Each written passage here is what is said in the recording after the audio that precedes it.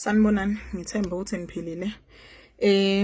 There was a sitting namuhla from one of subcommittee eParliament le ekuyona responsible for reviewer umthethosisekelo wase South Africa. Kuningi nje okukhulunyiwe laphayana kuthiwa they received 11 submissions for the amendment of umthetho wase South Africa. No, eyaka SACR bingakafundwa isubmission, kuthiwa izofundwa ngomhlangano olandelayo, meaning sisazonitshela bafowethu ukuthi unini lo mhlangano. But outcomes nje ngamafuphi nje ukuthi nje qabaqaba ukuthi bathini. Uma sithi sicela kuamendwe le ukuthi South Africa belongs to all those who live in it, but hayi umthetho awuvumi. Siyabuza thina ukuthi muphi umthetho ongavumi, bathi wona lo mthetho sisekelo sithi awushintshwa awuvumi. Sithi thina amendwe indaba yama refugee statuses, indaba yokuthi bangene kuma small scale markets ama corner shop ukuthi a reserve for ama South Africans, bathi nalokho futhi umthetho awuvumi. Sithi muphi umthetho, bathi wona lo mthetho sisekelo awuvumi. So I think the question ofanele uyibuze yona South Africa ukuthi uma bethi the constitution is a living breathing document, uma into kuthiwa is a living breathing document, it means that something should be dynamic and adaptive and should best of all reflect the current times, reflect izidingo zabantu ngaleso sikhathi. Into makuthiwa is a living breathing document kusho ukuthi it can be amended, it can be altered to accommodate izidingo zani zentando yeningi. Ngithi South Africa is a democratic led country, fanele ngabeke siya accommodate kaka izidingo zeningi, kodwa baquota yona le constitution esithi sifuna ishintshwe ukuthi ngeke ikwazi ukushintshwa ngenxa yokuthi constitution ayivumi. Bese ke umbuzo uthi what is the point?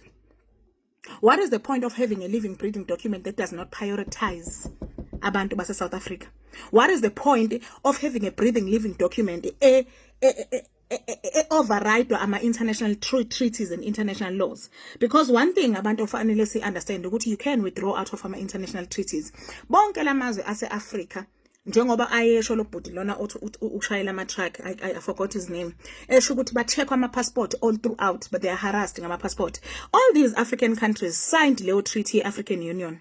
We understand ngoba kuthiwa yiyona umbrella ke manje sivimbayo. How come yase South Africa African Union ithi inakekela wonke umuntu ophakathi kweborder yase South Africa, regardless ithi wonke umuntu ongaphansi kweborder unelungelo le education, regardless ukuthi uyi South African, regardless ukuthi udocumented, regardless ukuthi akekho documented. But umbuzo uthi kuwe wena South African, what about your children? What about your kids? South Africa ikwazi ukunakekela izwe lonke nomhlaba wonke, what about us?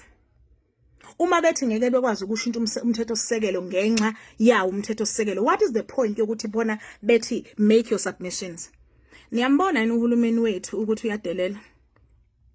Mina nje I'm gonna put it verbatim. Niyambona yini uhulumeni wethu ukuthi akazimisele ngalutho when it comes to us South Africans? Niyalibona yini ukuthi leli izwe leli li designwe lwe ukuthi li serve anyone else besides ama South African? What is so special about being South African if even when uhulumeni ethi inkundla ivulelekile ayini enifuna ukuyishintsha la, masithi sileyo nto siyayikhomba sithi ayishintshwe, sithi the preamble ayingasho ukuthi South Africa belongs to all those who live in it. It should say South African belongs to native citizens, natural citizens ase South Africa. Uthi uhulumeni ngeke akwazi kwenza leyo nto ngoba leyo nto violate ama human rights thina bawona bavuma kwi-African Union. And a lot of countries avuma kwi-African Union. How come South Africa took the deal? Ngoba they amend izinto according and they tell izinto according to izidingo ze country. Ubani lo wavuma? Ubani lo wadayisa ngathi? Uma sesizama ukuyicorrecta leyo nto, why uSouth African Constitution kube yiyona futhi ethi cha aninalo ilungelo lokuyicorrecta leyo nto? But thina shuthi umthetho wase South Africa awuzivumeli ukuthi thina sibe namandla noma sikhulume. By design udesignele ukuthi usicindezele. Ngisho nalapho sesisho ukuthi siyacindezeleka, bathi nje cha umthetho awuvumi. Kodwa futhi umthetho uthi uyavuma ukuthi khulumani ukuthi nicindezelwa yini ukuze bezothi kithi umthetho awuvumi. So lento nje i-exercise yokuthi basidelele bakhulume lezi zinto abathanda ukuyikhuluma bame futhi pheko umthetho. Did you know ukuthi constitution ya South Africa ike yavuma ukuthi umuntu omnyama athole education engasile? Ike yavuma ukuthi umuntu omnyama athole umsebenzi ongasile. Ike yavuma ukuthi umuntu omnyama angabi nayo housing. Ike yavuma ukuthi umuntu omnyama angabi nayo inakhuzana education. Sihluke ngani ke ngoba namanje le constitution le ayisibeki phambili ithi wonke umuntu. La sekuphethe khona abantu abamnyama ithi wonke umuntu sengangena. What about us, the natives? What about us? Thina abantu esalwa abazali bethu balwa nencindezeli ukuze sibe abantu namuhla. So ngalesi sikhathi sethiwa kuvuleleka wonke umuntu. Are we not being intentionally excluded, Sin? If every child has a right to learn, what about South African kids? What about ikole egcwele ama South African kids? Wona ama rights wawo awaprotectwa ngani?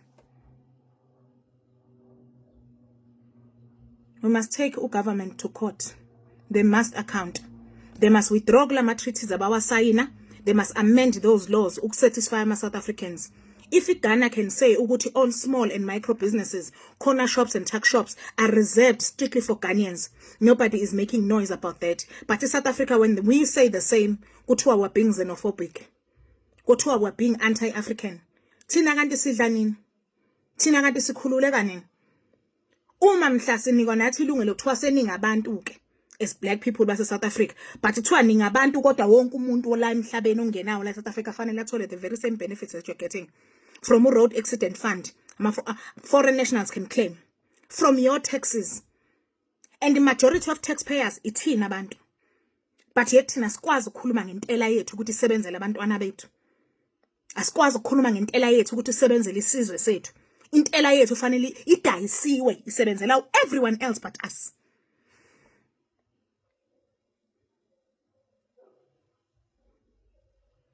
Donate for Constitution for South Africans for constitutional reform.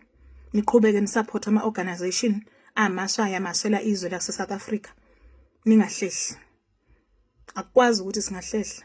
Empeleni, this is by far the most important moment in the history of South Africa. This is the most critical moment emlandweni wesizwe sethu. It cannot be ukuthi bafowethu sivikelekile kanje. Ikwampunze endlemini nje la South Africa bayazenzela ngekusasa lethu, ngekusasa labantwana bethu. There's nothing that exempts, there's nothing that special about being a South African citizen. Anything that you have, anyone can come and take, because but ama human rights apply like South Africa kuphela. Everywhere else in the world they prioritize their citizens. Ningaphela amandla.